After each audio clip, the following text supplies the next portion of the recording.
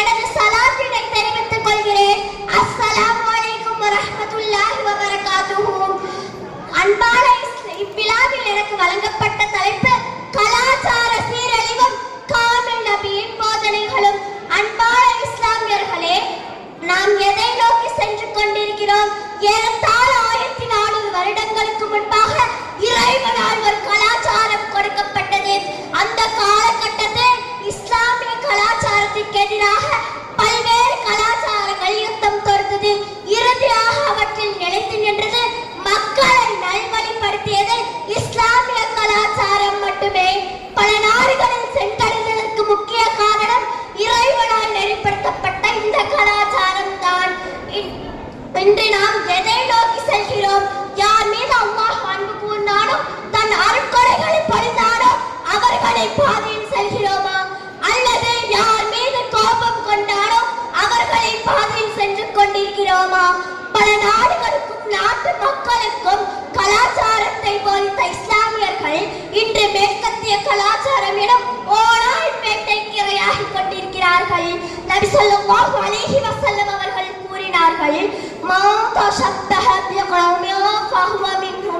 யார் எந்த கூட்டத்தினரை பின்பற்றுவாரோ அவர் அவர்களை சார்ந்தவரே. சகோதரர்களே, இன்று மேற்கத்திய கலாச்சாரத்திற்கு இரையாகும் அவர்களின் முக்கியமானவர்கள் நமது இஸ்லாமிய சமுதாயத்தின் முன்னுகெலும்பான வாலிப ஆண்களும் பெண்களும் தான். சகோதரர்களே, நாசகார கலாச்சாரத்தின் அங்கத்தினர்களாக உறுப்பினர்களாக இருப்பது மது, மாது, சூது, போதை, ஓர்பாலரோ போன்றவை தான். காலனி ஆதிக்கத்திற்கு முன்பு வரை அந்தந்த மக்கள் தங்களது மதத்தின் கொள்கை கலாச்சாரத்தை பின்பற்றி வந்தனர். வெள்ளை வந்தேரிகள் எந்தெந்த நாட்டை எல்லாம் அடிமைப்படுத்தினார்களோ அந்த நாட்டு மக்களிடம் தங்களின் கலாச்சாரத்தை புகுத்தினர். இதே காரியம் தான் இந்தியாவிலும் நடந்தது.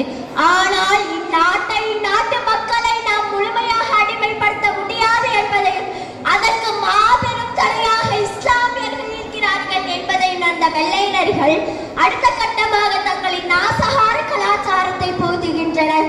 இங்கிருந்து தான் நவீனர்கள் மேற்கத்திய விரும்பிகளாக உருமாறுகின்றனர். கண்ணியமானவர்களே, நமது வாலிப பெண்கள் சில சமயம் நம் வாலிபர்களையும் மிஞ்சி விடுகிறார்கள். மேற்கத்திய பெண்கள் கூட எங்களுக்கு ஃபர்தாவில் தான் பாதுகாப்பு இருக்கிறது என்று கூறி ஃபர்தா அணிகின்றனர்.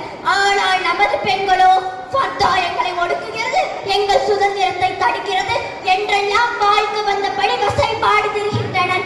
ஆண்களும் கலந்து கொஞ்சமும் கூச்சமின்றி தான் ஒரு பெண் என்பதையும் தான் எவ்வாறு இருக்க வேண்டும் என்பதையும் மறந்து கேலி கூத்துகள் அடிக்கும் பெண்கள் எத்தனை. சகோதரர்களே, கலாச்சார சீரழிவுக்கு மேற்கத்தியம் கூறும் தீர்வை காண்போம்.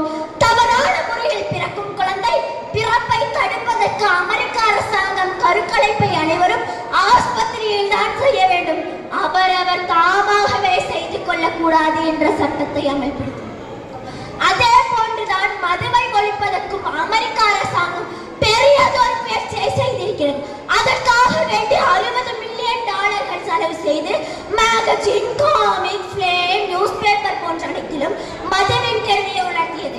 ஏறத்தாழ 14 ஆண்டுகளில் 250 மில்லியன் யூரோக்கள் செலவு செய்தும் 300 நபர்களுக்கு மரண தண்டனை வழங்கப்பட்டும் 5,32,335 நபர்களை மதுவிலக்கு சட்டத்தின் கீழ் கைது செய்து எந்த முன்னேற்றமும் கிடைக்கவில்லை.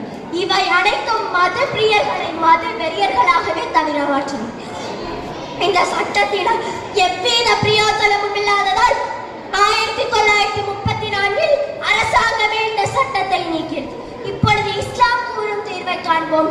கண்ணியமானவர்களே, இந்த நாசங்களை எல்லாம் விட்டும் நம்மை காக்கும் ஒரே ஒரு அரண் இஸ்லாம் மட்டும்தான். ஏனென்றால் இஸ்லாம் பாவத்தை தடுப்பதோடு மட்டும் நிறுத்திவிடாமல் அதை வேறுடன் பிடுங்கி எறிகிறது. விபச்சாரம் செய்ய வேண்டாம் என்று மட்டும் இஸ்லாம் கூறவில்லை, மாறாக அது பக்கம் நெருங்கக்கூட வேண்டாம் என்று விபச்சாரத்தின் பேரிலேயே கை வைக்கிறது. அல்லாஹ் கூறுகிறான், நபியே, நீங்களுக்கு தம் பார்வைகளை அவர்கள் தாழ்த்திக் கொள்ள வேண்டும், தம் வெட்கத்தலங்களை பேணிக் கொள்ள வேண்டும். இது அவர்களுக்கு மிக்க பரிசுத்தமானதாகும்.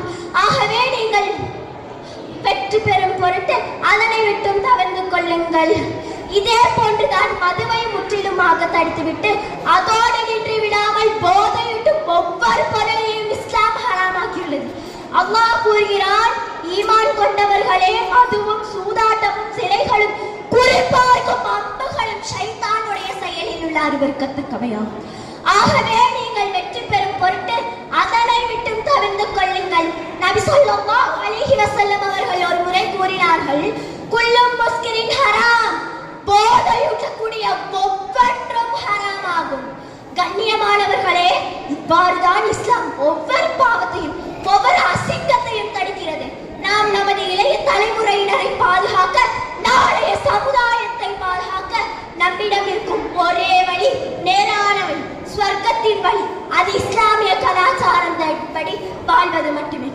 நபி ஸல்லல்லாஹு அலைஹி வஸல்லம் அவர்கள் ஒரு முறை கூறினார்கள், தரக்கு ஃபீக்கும் அம்ரைன் லா தலில்லு மா தமஸ்ஸக்தும் பிஹிமா கிதாபில்லாஹி வ சுன்னத்து ரசூலிஹ்.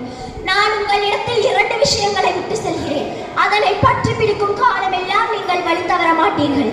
அவைதான் குர்ஆனும் என்னுடைய வழிமுறையாகும். வல்ல ரஹ்மான் நம் அனைவரையும் பாதுகாத்து தௌஃபீக் செய்வானாக. ஆமீன். வாஹிர் தஅவானா அல்ஹம்துலில்லாஹி ரப்பில் ஆலமீன். அஸ்ஸலாமு அலைக்கும் வரஹ்மத்துல்லாஹி.